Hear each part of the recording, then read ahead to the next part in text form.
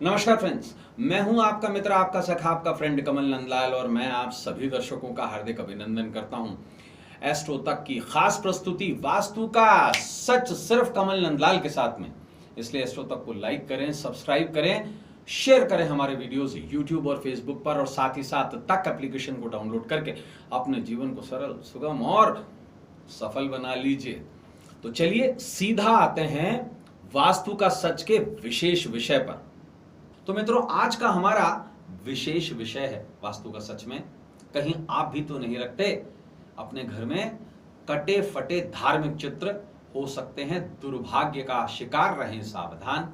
यहां सावधान रहने की बिल्कुल जरूरत है आपको। कारण क्या? हमारा शास्त्र क्या बताता है? अखंडित और खंडित। खंड का मतलब पार्टीशन, अखंडित का मतलब जुड़ा हुआ। अखंड समाज, अखंड देश, अखंड भारत, अखंड परिवार और एकता में अखंडता है। कहानी सुनी है ना, एक पिता के 4 पुत्र, चारों अलग अलग हो जाते हैं। पिताजी हर एक बच्चे को एक एक लकड़ी का टुकड़ा देते हैं, तोड़ो। बच्चे उसे आराम से तोड़ देते हैं। अब 4 लकड़ियों को मिला देते हैं और बारी बारी चारों बच्चों को देते हैं, कोई भी नहीं तोड़ पाता। कारण सेंट्रीफ्यूगल फोर्स। साइंस की बात है, टूटेगी नहीं, क्योंकि जो आप फोर्स लगा रहे थे पहले वो एक लकड़ी के मिड कोर पे लगा रहे थे, अब आप 4 लकड़ियों के एंगल कोर पे लगा रहे हैं, क्योंकि उसको तोड़ने के लिए मोड़ना पड़ेगा। तो एकता, सेंट्रीफ्यूगल। ऐसे ही विशेष रूप से एक बात को आपको ध्यान रखना होगा, वो ये कि अगर आपके धार्मिक चित्र खंडित हो गए तो बिखर जाएंगे आप। कैसे बिखर जाएंगे? अब इसके पीछे वास्तु का कारण देखेंगे। बहुत हो गई फिलॉसफी, है ना? तो अब इसके पीछे कारण क्या? देखिए, धार्मिक चित्र जितने भी हैं वो कुंडली का 9वां भाव है, भाग्य का भाव। इस भाव का रिप्रेजेंटेशन बृहस्पति यानी कि जुपिटर करता है। Lord of the luck, Lord of the Fortune Jupiter को कहा गया, ज्योतिष में भी और वास्तु में भी। जुपिटर की दिशा होती है ईशान कोण, रंग होता है पीला, और सौम्य ग्रह हैं, ऐसे ग्रह हैं जो आपको धर्म मार्ग पर अग्रसर करते हैं। इसके विपरीत क्या है? राहु। जुपिटर का रेसिप्रोकेशन क्या है? राहु। जुपिटर का साथ कौन देते हैं? केतु। केतु क्या है? मोक्षकारी। आपने देखा होगा जब हम नवरात्रि का पूजन करते हैं उसके बाद में जो रेजिडुअल बचता है, चाहे वो जो है, चाहे माता जी का चित्र है, चाहे मिट्टी की मूर्ति है, चाहे जितना बचा कुचा सामान है, हम उसका मोक्ष कर देते हैं, हम उसको प्रवाहित कर देते हैं जल में। तो केतु तो मोक्षकारी है, जो समाप्त करता है चीजों को। राहु गड़बड़ाता है, नेगेटिव फॉर्म में बढ़ाता है। जितने भी कटे चित्र हैं, जितने भी फटे चित्र हैं धार्मिक, वो राहु को संबोधित करते हैं। अब राहु ही क्यों? आपने तांत्रिकों को कभी पिक्चर में या टीवी वगैरह पे देखा होगा, अजीब सी वेशभूषा होती है उनकी, कोई तिलक विलक नहीं लगाते, और घोर संप्रदाय के लोग, आपने देखा होगा हर काम उल्टा करते हैं, उल्टे हाथ से भोजन करते हैं, ऐसा भोजन करते हैं जो भोजन नहीं करना चाहिए। उनके हाव भाव, जीवन शैली भी उल्टी होती है, हर काम उनका उल्टा होता है। ऐसे में वो भी ईश्वरीय तत्व को प्राप्त करने की कोशिश करते हैं, लेकिन हठ से। कैसे? जबरदस्ती।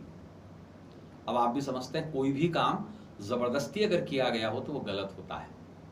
शॉर्टकट हमेशा गलत होते हैं जीवन में। ऐसे में जितने भी कटे फटे चित्र हैं वो बृहस्पति ना होकर राहु हो जाते हैं। और अगर आप उनकी पूजा अर्चना करते हैं, आप अपने घर के पूजा स्थल में, छोटे से मंदिर में रखते हैं, कॉर्नर में रखते हैं उसे, तो वो आपके जीवन पर राहु का प्रभाव डालते हैं। राहु का प्रभाव क्या है? अब ये भी सुन लीजिए।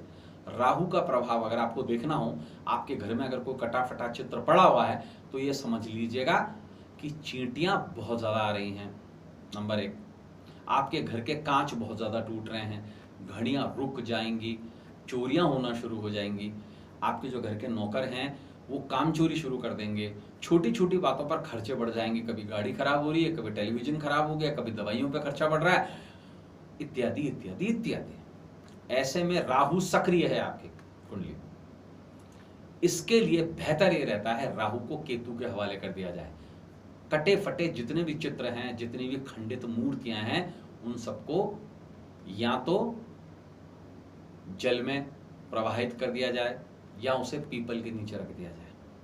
अगर यदा कदा आपके भी घर पर कोई ऐसी पुरानी फोटोज पड़ी हैं जो कटी फटी हैं और आपको याद नहीं है, तो ऐसे केस में आपको प्रोग्राम खत्म करने से पहले एक विशेष उपाय बता रहा हूं। राहु को ठीक करने का उपाय, राहु को दबाने का उपाय, एक बहुत सीधा और सिंपल काम है। विशेष काम, घर के सेंटर पॉइंट में जो ब्रह्म केंद्र कहलाता है, वहां पर नीले धागे में एक 8 मुखी रुद्राक्ष जो है वो आप पेंडुलम की तरह लगाइए और उसके नीचे किसी भी मेटल में नेचुरल हिमालयन रॉक क्रिस्टल, क्या है नेचुरल हिमालयन रॉक क्रिस्टल?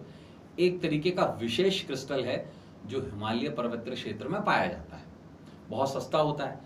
उसे 10 कैरेट का, कम से कम 10 दिशाओं के अनुसार 10 कैरेट का जरूर लगाइए। क्या होगा उससे? घर की जितनी भी नेगेटिव हो रहा है वो एक जगह एकत्रित होगी और 8 मुखी रुद्राक्ष उसे डिस्पर्स कर देगा। तो मित्रों, आज के लिए बस इतना ही। कल वास्तु का सच में किसी अन्य टॉपिक पर आपसे फिर मुलाकात होगी, जहां हम वास्तु के गूढ़ रहस्यों को आपके लिए सिंप्लीफाई करेंगे और कोशिश करेंगे कि वास्तु के माध्यम से आपके जीवन को सरल, सुगम और सफल बनाएं। आज के लिए बस इतना ही। अब अपने मित्र, अपने सखा, अपने फ्रेंड कमल नंदलाल को इस उम्मीद के साथ इजाजत दीजिए कि आपका आने वाला कल आज से कुछ बेहतर और अच्छा हो। तब तक के लिए नमस्कार, नमः शिवाय।